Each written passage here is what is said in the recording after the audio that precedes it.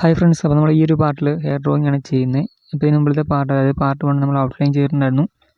അപ്പോൾ കാണാത്ത ആൾക്കാരുണ്ടെങ്കിൽ ഇവിടെ ലിങ്ക് ഞാൻ ഡിസ്ക്രിപ്ഷനിൽ കൊടുത്തേക്കാം, അത് നോക്കിയിട്ട് നിങ്ങൾക്ക് ചെയ്യാവുന്നതാണ്.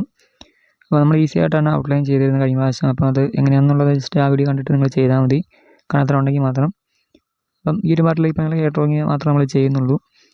അപ്പം മിക്കവരും ചോദിക്കുന്നുണ്ട് ഹെയർ വരയ്ക്കുന്നത് എങ്ങനെ ചോദിക്കാറുണ്ടായിരുന്നു. അപ്പം ഈ ഒരു വീഡിയോ നിങ്ങൾ കറക്റ്റായിട്ട് സ്കിപ്പ് ചെയ്ത് ഫുള്ളായിട്ടുണ്ടെങ്കിൽ നിങ്ങൾക്ക് കാര്യങ്ങൾ മനസ്സിലാക്കി ചെയ്യാൻ പറ്റും. നമ്മൾ ആർട്ട് ലൈൻ്റെ പെൻസിലാണ് യൂസ് ചെയ്യുന്നത്. ആർട്ട് ലൈൻ്റെ 8Bയും 10Bയും യൂസ് ചെയ്യുന്നുണ്ട്. നിങ്ങളുടെ കയ്യിലുള്ള ഡാർക്ക്നെസ് കൂടിയ പെൻസിൽ ഏതാണോ അത് യൂസ് ചെയ്യുക. ഹെയർ വരയ്ക്കുമ്പോൾ നമ്മൾ പ്രത്യേകിച്ച് ഡാർക്ക്നെസ് കൂടിയ പെൻസിൽ യൂസ് ചെയ്യുക.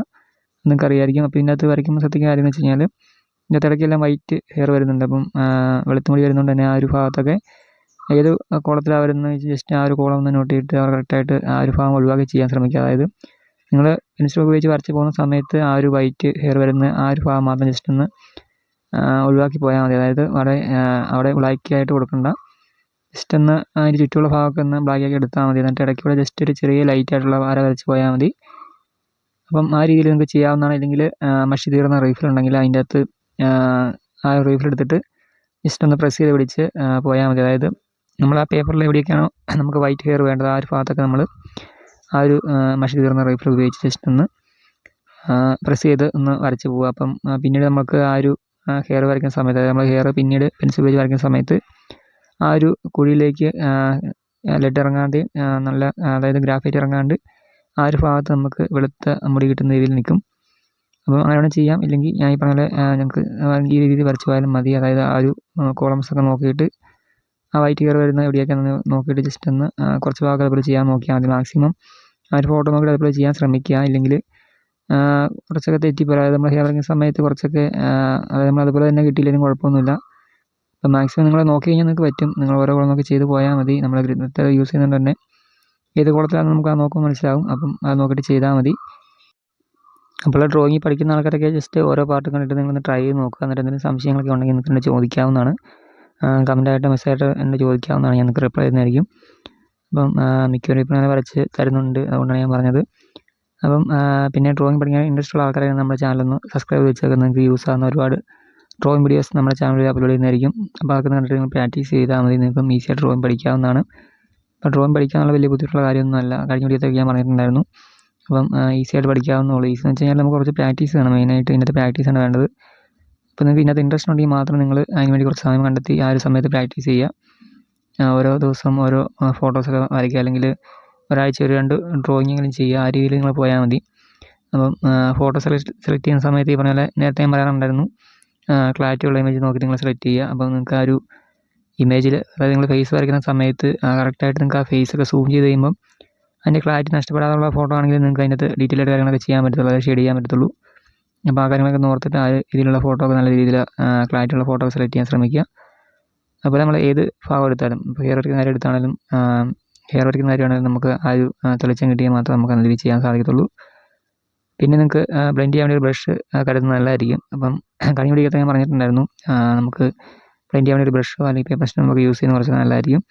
അപ്പോൾ നമ്മൾ ഡ്രോയിങ് പഠിക്കുന്ന ഉദ്ദേശത്തോടെ ഇരിക്കുവാണെങ്കിൽ അതിനുള്ള അത്യാവശ്യം മെറ്റീരിയൽസൊക്കെ നിങ്ങൾ വാങ്ങി വെക്കുക. ഒരുപാട് റേറ്റ് കൂടിയതൊന്നും വാങ്ങേണ്ട, ചെറിയ മെറ്റീരിയൽസൊക്കെ വാങ്ങിയാൽ മതി.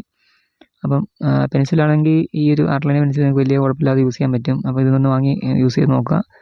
ഈ സാധാ പെൻസിൽ ഉപയോഗിച്ച് പഠിച്ചാലും കുഴപ്പമൊന്നുമില്ല. അപ്പോൾ ഇതിനകത്ത് നമുക്ക് ഓരോ ഗ്രേഡിനനുസരിച്ചുള്ള പെൻസിലുണ്ട്, അതുകൊണ്ടാണ് ഞാൻ പറഞ്ഞത്. അപ്പം ഞാനിപ്പോൾ ഈ കൂടുതലായിട്ടും ഈ ഒരു പെൻസിലാണ് യൂസ് ചെയ്യുന്നത്. അപ്പോൾ നിങ്ങൾക്ക് ഒന്ന് വാങ്ങി നോക്കാവുന്നതാണ്. ജസ്റ്റ് ഒന്ന് വാങ്ങി നോക്കിയിട്ട് നിങ്ങളുടെ അഭിപ്രായങ്ങളൊക്കെ ഒന്ന് കമൻറ്റായിട്ട് രേഖപ്പെടുത്തുക.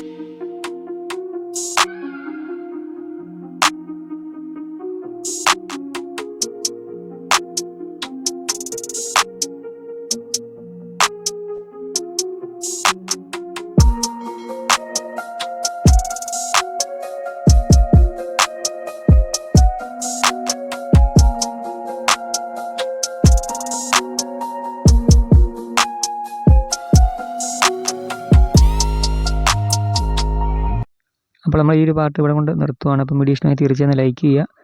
ഇന്ന് ട്രൈ ചെയ്ത് നോക്കുക, നിങ്ങൾക്ക് ഈസി ആയിട്ട് ചെയ്യാവുന്നുള്ളൂ. അപ്പോൾ വലിയ താമസിക്കാതെ നമുക്ക് ഇതിൻ്റെ പാർട്ട് 3 ചെയ്യാം. അപ്പോൾ ഇതൊന്ന് പ്രാക്ടീസ് ചെയ്ത് നോക്കുക.